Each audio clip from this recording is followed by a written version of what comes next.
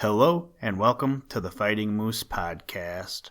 I'm your host and narrator, Jason Hendrickson. This is a podcast where I retell stories, some fictional and some historical, that can be enjoyed by people of all ages. Hopefully you have had a chance to look at the blog.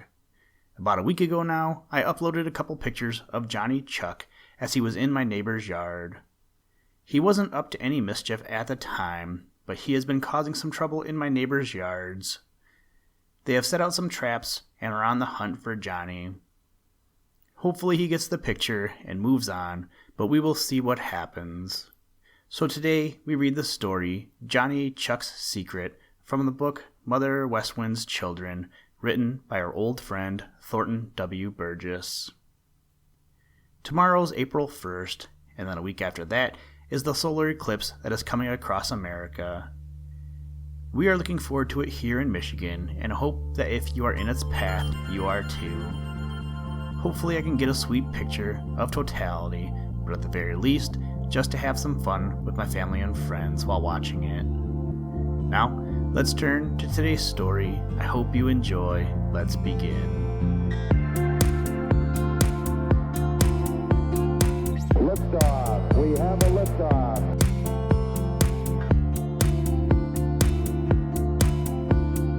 We choose to go to the moon in this decade and do the other things, not because they are easy, but because they are hard.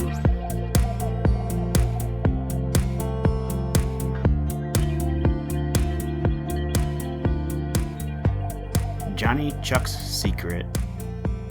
Johnny Chuck pushed up the last bit of gravel from the hole he had dug between the roots of the old apple tree in a corner of the green meadows. He smoothed it down on the big yellow mound he had made in front of his door. Then he sat up very straight on top of the mound, brushed his coat, shook the sand from his trousers, and carefully cleaned his hands. After he had rested a bit, he turned around and looked at his new home, for that is what it was, although he had not come there to live yet, and no one knew of it, no one but jolly, round, red Mr. Sun, who, peeping between the branches of the old apple tree, had caught Johnny Chuck at work. But he wouldn't tell, not jolly Mr. Sun. Looking down from the blue sky every day, he sees all sorts of queer things, and he learns all kinds of secrets, does Mr. Sun, but he never tells. No, sir. Mr. Sun never tells one of them, not even to old Mother West Wind, when at night they go down together behind the purple hills. So jolly, round, red Mr. Sun just smiled and smiled when he discovered Johnny Chuck's secret, for that is just what the new home under the apple tree was, a secret. Not even the Merry Little Breezes, who find out almost everything, had discovered it. Johnny Chuck chuckled to himself as he planned a back door, a beautiful back door, hidden behind a tall clump of meadow grass, where no one would think to look for a door. When he had satisfied himself as to just where he would put it, he once more sat up very straight on his nice new mound and looked this way and looked that way to be sure that no one was near. Then he started for his old home along a secret little path he had made for himself. Pretty soon he came to the lone little path that went past his own home. He danced and he skipped along the lone little path, and because he was so happy, he tried to turn a somersault. But Johnny Chuck was so round and fat and roly-poly that he just tumbled over in a heap. Well, what's the matter with you?" said a voice close beside him before he could pick himself up.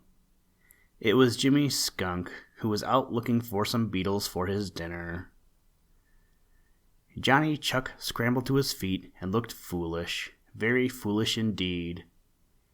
"There's nothing the matter with me, Jimmy Skunk," said Johnny. "There's nothing the matter with me. It's just because I've got a secret." "A secret?" cried Jimmy Skunk. "What is it?" "Yes, a secret, a really, truly secret," said Johnny Chuck, and looked very important. "Tell me, Johnny Chuck. Come on, tell just me, and then we'll have the secret together," begged Jimmy Skunk. Now Johnny Chuck was so tickled with his secret that it seemed as if he must share it with someone. He just couldn't keep it to himself any longer. "You won't tell anyone?" said Johnny Chuck. Jimmy Skunk promised that he wouldn't tell a soul. "Cross your heart," commanded Johnny Chuck. Jimmy Skunk crossed his heart. Then Johnny Chuck looked this way and looked that way to be sure that no one was listening. Finally, he whispered in Jimmy Skunk's ear. "I've got a new home under the old apple tree in a corner of the Green Meadows," said Johnny Chuck. Of course, Jimmy Skunk was very much surprised and very much interested, so Johnny Chuck told him all about it. "Now remember, it's a secret," said Johnny Chuck, as Jimmy Skunk started off down the lone little path across the Green Meadows to look for some beetles. "I'll remember," said Jimmy Skunk. "And don't tell," called Johnny Chuck. Jimmy Skunk promised that he wouldn't tell. Then Johnny Chuck started off up the lone little path, whistling, and Jimmy Skunk trotted down the lone little path onto the Green Meadows. Jimmy Skunk was thinking so much about Johnny Chuck's new home that he quite forgot to look for beetles, and he almost ran into Peter Rabbit. "Hello, Jimmy Skunk," said Peter Rabbit. "Can't you see where you are going? It must be you have something on your mind. What is it?" "I was thinking of Johnny Chuck's new home," said Jimmy Skunk. "Johnny Chuck's new home?" exclaimed Peter Rabbit. "Has Johnny Chuck got a new home? Where is it?" "Under the roots of the old apple tree in a corner of the Green Meadows," said Jimmy Skunk, and then he clapped both hands over his mouth. You see, he hadn't really meant to tell, it just slipped out. "Oh, but it's a secret," cried Jimmy Skunk. "It's a secret, and you mustn't tell. I guess Johnny Chuck won't mind if you know, Peter Rabbit, but you mustn't tell anyone else." Peter Rabbit promised he wouldn't. Now Peter Rabbit is very inquisitive indeed. So as soon as he had parted from Jimmy Skunk, he made up his mind that he must see the new home of Johnny Chuck. So off he started as fast as he could go towards the old apple tree in a corner of the Green Meadows. Halfway there, he met Reddy Fox. "Hello, Peter Rabbit. Where are you going in such a hurry?" asked Reddy Fox. "Over to the old apple tree to see Johnny Chuck's new home," replied Peter Rabbit as he tried to dodge past Reddy Fox. Then of a sudden he remembered and clapped both hands over his mouth. "Oh, but it's a secret, Reddy Fox. It's a secret and you mustn't tell," cried Peter Rabbit. But Reddy Fox wouldn't promise that he wouldn't tell, for in spite of his handsome coat and fine manners, Reddy Fox is a scamp. And besides, he has no love for Johnny Chuck, for he has not forgotten how Johnny Chuck once made him run and called him a fraid cat. So when Reddy Fox left Peter Rabbit, he grinned a wicked grin and hurried off to find Bobby Coon. He met him on his way to the Laughing Brook. Reddy Fox told Bobby Coon all about Johnny Chuck's secret and then hurried away after Peter Rabbit, for Reddy Fox also is very inquisitive. Bobby Coon went down to the Laughing Brook. There he met Billy Mink and told him about the new home Johnny Chuck had made under the old apple tree in a corner of the Green Meadows. Pretty soon, Billy Mink met Little Joe Otter and told him. Then Little Joe Otter met Jerry Muskrat and told him. Jerry Muskrat saw Blacky the Crow and told him, and Great-Grandfather Frog heard him. Blacky the Crow met his first cousin Sammy Jay and told him. Sammy Jay met Happy Jack Squirrel and told him. Happy Jack met his cousin Striped Chipmunk and told him. Striped Chipmunk passed the house of Old Mr. Toad and told him. The next morning, very early, before Old Mother West Wind had come down from the Purple Hills, Johnny Chuck stole over to his new home to begin work on his new back door.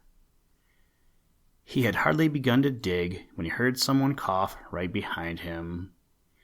He whirled around, and there sat Peter Rabbit, looking as innocent and surprised as if he had really just discovered the new home for the first time. "What a splendid new home you have, Johnny Chuck," said Peter Rabbit. "Yes," said Johnny Chuck slowly. "It's a secret," he added suddenly. "You won't tell, will you, Peter Rabbit?" Peter Rabbit promised that he wouldn't tell. Then Johnny Chuck felt better and went back to work as soon as Peter Rabbit left. He had hardly begun, however, when someone just above him said, "Good morning, Johnny Chuck." Johnny Chuck looked up, and there in the old apple tree sat Blacky the Crow and his cousin Sammy Jay.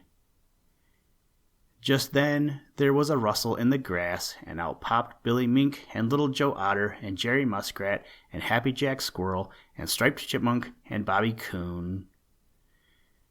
When Johnny Chuck had recovered from his surprise and looked over to the doorway of his new home, there sat Reddy Fox on Johnny Chuck's precious new mound.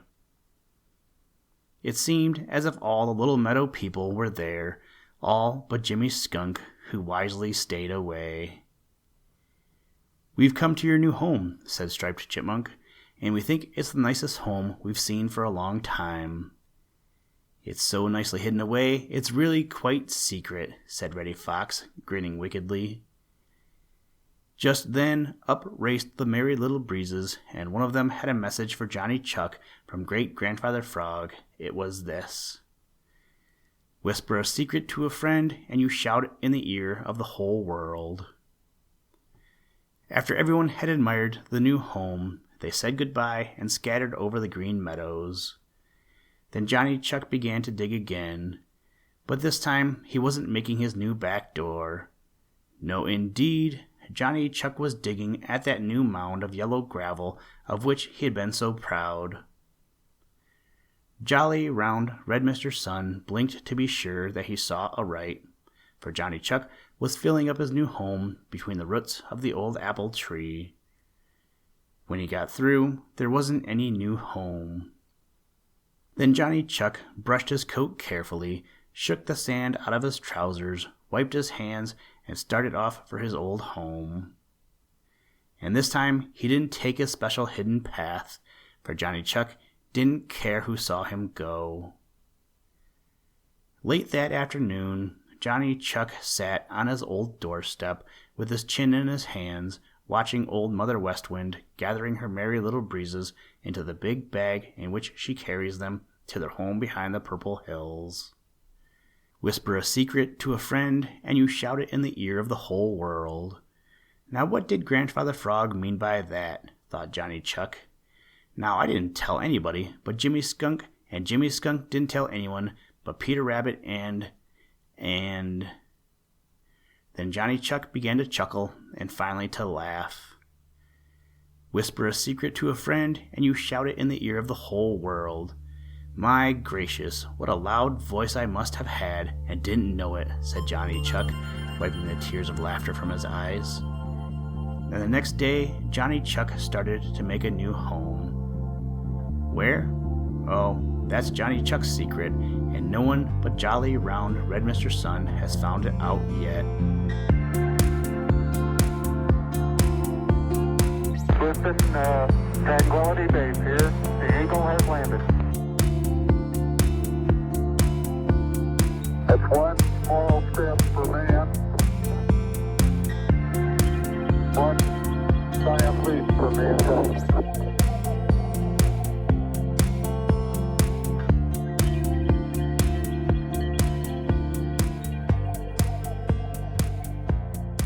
Thank you for listening to this episode of the Fighting Moose Podcast. Please join us next time as we read another exciting story. Today's music was provided by the artist Analog by Nature, and the audio clips were provided from NASA. For more information to download and or listen to audio or materials from all our recordings, or to contact us, please visit www.thefightingmoose.com, or you can follow the links in the show notes. If you enjoy the podcast, please leave us a review wherever you get your podcast or on iTunes, and tell a friend. Thank you for your patronage, and as always, try and do a random act of kindness every day. Mission complete, Houston. After serving the world for over 30 years, the space shuttle turned its place in history.